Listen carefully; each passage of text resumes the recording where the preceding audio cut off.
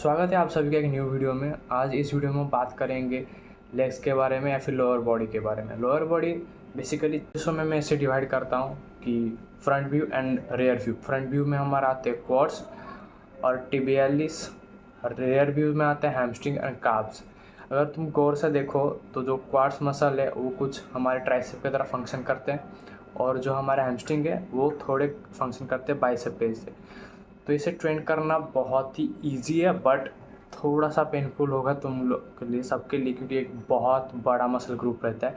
तो इसे ट्रेन करने में ज़्यादा एफर्ट चाहिए रहता है, इसको रिकवरी करने के लिए भी ज़्यादा टाइम लेना पड़ता है, और इसको ओवरलोड भी ज़्यादा करना पड़ेगा, क्योंकि जबकि ज़्यादा बड़ा मसल है इसको फटिंग होने में ज़्यादा टाइम लगता है, तो उतना लोड लेना पड़ेगा लेग्स को ट्रेन करने के लिए। देखो, जैसे हर बिल्डिंग का उसका बेस जितना बड़ा रहेगा, स्ट्रॉन्ग रहेगा, बिल्डिंग उतना ही स्ट्रॉन्ग रहेगा। ठीक वैसे ही बॉडी का बेस रहता है लेग्स। अगर लेग्स तुम्हारे स्ट्रॉन्ग है तो तुम्हारे बॉडी में ऑटोमेटिकली धीरे धीरे वो स्ट्रॉन्ग बनता जाएगा, क्योंकि अगर लोअर बॉडी स्ट्रॉन्ग है तो वो अपर बॉडी को बहुत अच्छे सपोर्ट करेगा, क्योंकि तुम जितने भी अपर बॉडी एक्सरसाइज करते हैं उनको सपोर्ट करने के लिए, बैलेंस करने के लिए, वो एक्सरसाइज के दौरान तुम्हारे लोअर बॉडी बहुत काम करता है। अभी देखो, क्वाड्स ट्रेन करने के लिए सबसे बेस्ट एक्सरसाइज है स्क्वाट्स।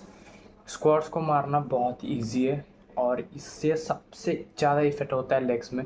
बहुत ही अच्छा इफेक्ट आता है, क्योंकि कभी कभी जिम में सुने भी होंगे कि quads is the king of leg exercises.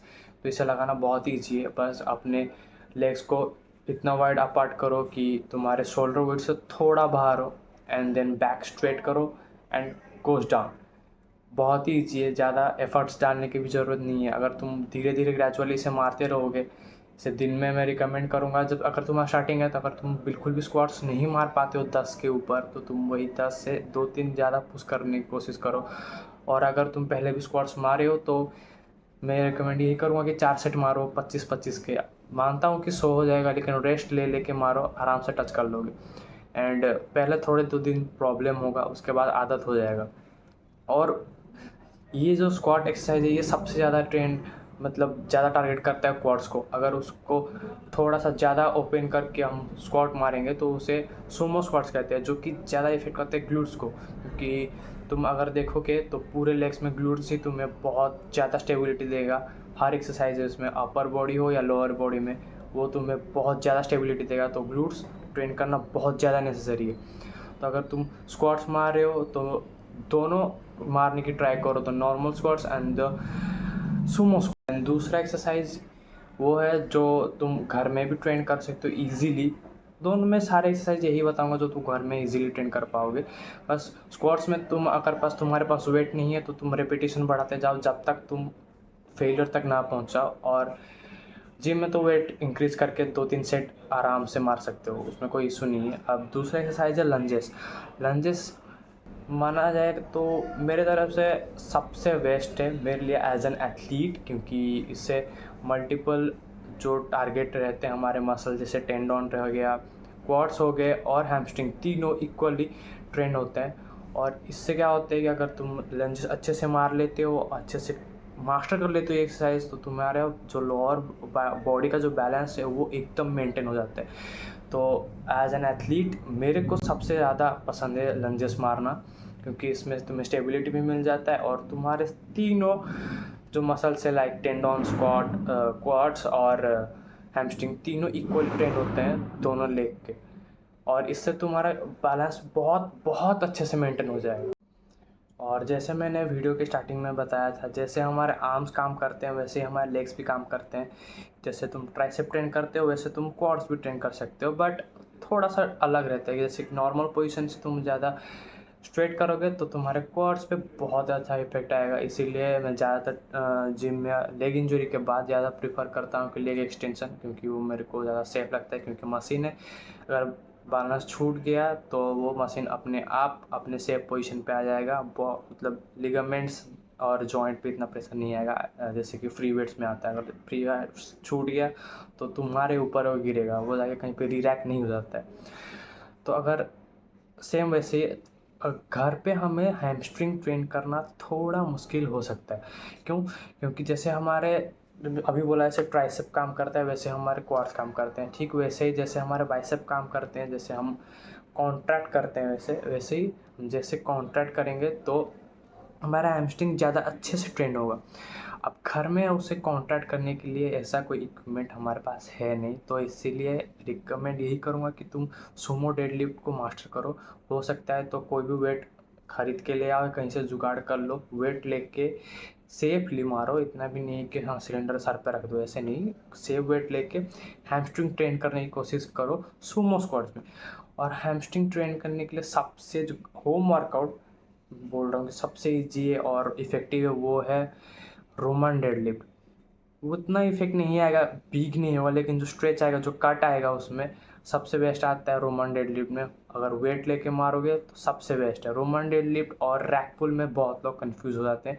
Rack पुल अपने लोअर बॉडी मिड बॉडी से ऊपर लेते हैं तो वो होता है रैक पुल, और जब हम वही मिड बॉडी से नीचे लेके जाते हैं तो होता है वो रोमन डेडलिफ्ट। अभी रोमन डेडलिफ्ट मारते समय क्या करते हैं बच्चे, जब वो उठते हैं ना तो वो पूरा स्ट्रेट रखते हैं लेग्स को। लेग से पूरा स्ट्रेट मत रखो, क्योंकि वो तभी पूरा लोड लोअर बैक पे आ जाएगा। उसको थोड़ा सा बेंड करके रखो, थोड़ा सा स्लाइटली एक एंगल पे बेंड करके रखो नीज को, तो तुम्हारे हैमस्ट्रिंग पे बहुत ही ज़्यादा अच्छा असर आएगा, बहुत ही ज़्यादा असर आएगा। अभी आते हैं काल्व्स के बारे में। काल्व्स देखो, बहुत बच्चे जो न्यू जिम में आते हैं, वो जैसे वो लोग फोर आर्म को नेगलेक्ट कर देते हैं अपर बॉडी में, वैसे ही वो काल्व्स को भी नेगलेक्ट कर देते हैं, क्योंकि दोनों का मूवमेंट सेम है। मान लो ये तुम्हारे काल्व्स है, अगर अपने टोज़ को ऊपर उठाओगे तो तुम्हारा tibialis ट्रेंड होगा, जो कि बहुत बहुत लोग नेगलेक्ट करते हैं क्योंकि वो इतना विजिबल नहीं होता है इसीलिए। लेकिन उसका इंपॉर्टेंस मैं बता रहा हूँ, क्योंकि जैसे मैं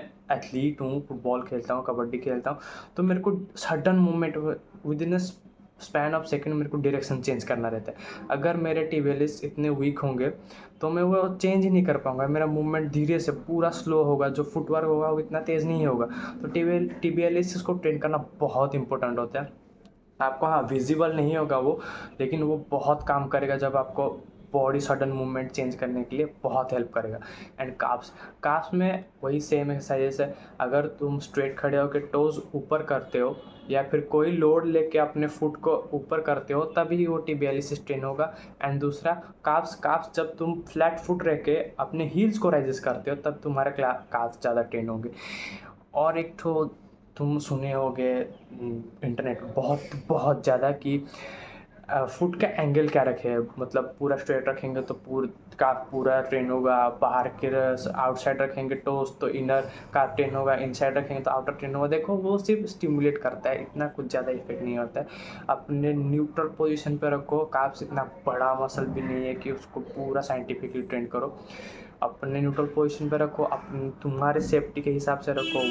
वेट दो, क्योंकि बॉडी वेट से उतना ट्रेन नहीं होगा, चलेगा, थोड़ा टाइट हो जाएगा, शोर हो जाएगा, लेकिन ग्रो नहीं करेगा। उसको भी वेट देना पड़ेगा, उसको भी ज़्यादा वेट देना पड़ेगा। हो सकता है तो तुम स्मिथ मशीन लो, जिम जा रहे हो तो स्मिथ मशीन लो, लोड करो, उस पर खड़े होकर करो। या फिर अगर तुम्हारे जिम में खाली काफ के लिए मशीन है तो सबसे बेस्ट है, जैसे मेरे पास है हो गया, तो काफ इजीली ट्रेन कर सकते हो।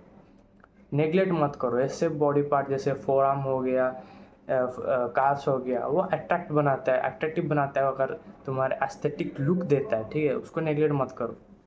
अभी देखो लेग्स जो है बहुत बड़ा मसल ग्रुप है, उसे फटीग करने में, उसको वैसे तोड़ने में ज़्यादा एफर्ट देना पड़ेगा, उसे रिकवरी होने में भी उतना टाइम लगेगा। तो उसको अगर तुम वेट दे के एक्सटर्नली वेट नहीं ला पा रहे हो, जिम नहीं जा रहे हो, तो होम में कहाँ से इतना वेट लेके आओगे।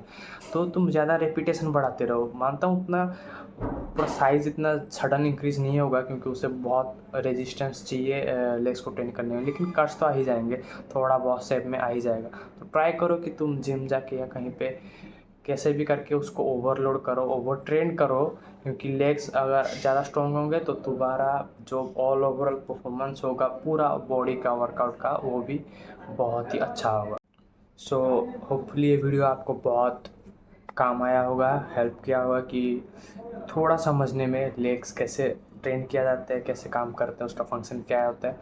और नेक्स्ट वीडियो में हम बात करेंगे एथलेटिक फील्ड में और ये जो फिटनेस के फील्ड में सबसे कॉमन जो होता है इंजरीज़, उसके बारे में, मेरा कैसे इंजरी हुआ था और मैं कैसे सर्वाइव कर पाया, और सर्वाइव किया मतलब कैसे रिकवरी किया, वही सब रहता है। तो थैंक्स फॉर वॉचिंग।